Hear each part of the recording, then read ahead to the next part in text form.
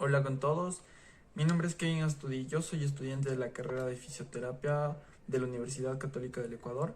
En esta ocasión vamos a realizar un video y vamos a ver algunas pruebas funcionales que se deben realizar para la valoración funcional de la columna cervical.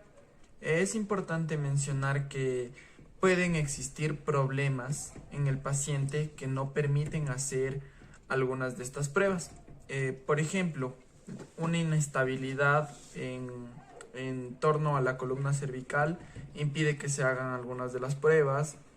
De igual manera, si el paciente ha sufrido luxaciones en esta zona, imposibilita el hecho de poder realizar algunas pruebas. También hay que tomar en cuenta que existen diferentes signos típicos de la irritación de la arteria vertebral. Este caso, estos signos son, por ejemplo, náuseas, vómito, mareos, eh, alteraciones visuales, entre otros. Entonces, debemos tener en cuenta eso. Las pruebas que se van a presentar a continuación, es importante que se las realice bilateralmente en todos los casos. Algunas pruebas son específicas y de acuerdo al lugar, al lado en el que el paciente presente el dolor, se las va a realizar. Pero generalmente, y la mayoría de estas pruebas se las debe realizar bilateralmente. Son pruebas funcionales que vamos a revisar a continuación. La prueba de cribado, nuestras manos irán en la región parietal, hacemos una ligera extensión y una rotación cervical pasiva bilateralmente. Con esto vamos a valorar la amplitud del movimiento. A continuación, la prueba de extensión máxima, nos colocamos del lado del paciente, una mano irá detrás de la nuca, la otra a nivel de la barbilla, hacemos una extensión en forma pasiva y una rotación bilateral. Para la prueba de flexión máxima, el paciente estará sentado. El terapeuta del lado del paciente sujetamos una mano detrás de la nuca, la otra a nivel de la barbilla. Hacemos una flexión máxima pasivamente y una rotación bilateral. Prueba de Soto-Hall. Paciente en decúbito supino. En este caso vamos a realizar la prueba activamente. Le vamos a pedir al paciente que levante la cabeza tratando de llevar su cabeza a que toque el tórax. La prueba de Soto-Hall pasivamente nos indica que debemos colocar una mano detrás de la nuca y la otra sobre el esternón, o podemos pedirle al paciente que coloque sus manos. Esta prueba es positiva si al momento de realizar la misma aparece o aumenta el dolor. Prueba de Donoghue. El paciente estará sentado, una mano en la zona parietal a ambos lados de la cabeza del paciente, el movimiento pasivo de inclinación de cabeza bilateral o se puede realizar un movimiento activo resistido. Prueba de Valsalva. El paciente estará sentado, el terapeuta al costado porque pueden ocurrir sensaciones de desmayo. Se le pide que introduzca el pulgar dentro de su boca y que haga una expiración forzada. Prueba de Spurling A. Inclinación y rotación de la cabeza del lado que el paciente presente la sintomatología. Nosotros nos colocamos posterolateral y hacemos una presión hacia caudal.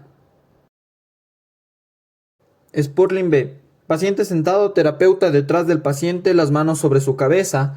Hacemos una extensión e inclinación y una presión hacia caudal. Prueba de compresión de Jackson.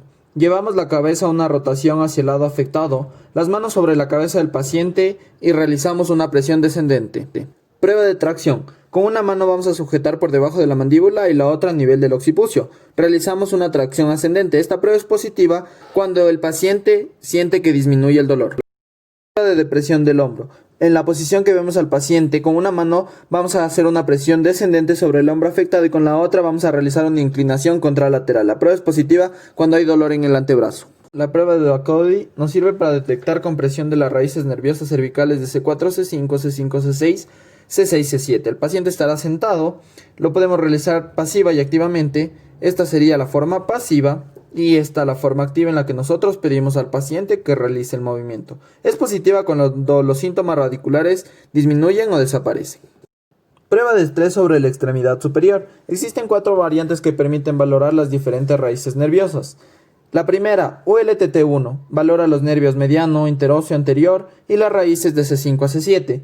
Paciente en decúbito supino, hacemos un descenso del hombro, una abducción de 90 grados, flexión de 90 grados del codo, una rotación externa del hombro, extendemos dedos y muñeca y extendemos el codo lentamente. ULTT2, valora los nervios mediano, axial y musculocutáneo. Abducción de 10 grados, flexión de codo de 90 grados, supinación de antebrazo, extendemos dedos y muñeca y extendemos el codo lentamente. ULTT3, valora el nervio radial, hacemos un descenso con la cadera del hombro del paciente, una abducción de 10 grados, codo en flexión de 90 grados, pronación del antebrazo, flexionamos dedos y muñeca y extendemos el codo lentamente. ULTT4, valora el nervio ulnar y las raíces de C8 a T1, descenso del hombro, abducción de 90 grados del hombro, flexión de 90 grados, pronación del antebrazo, extendemos los dedos y las muñecas, hacemos una rotación externa de hombro y llevamos los dedos hacia la oreja del paciente.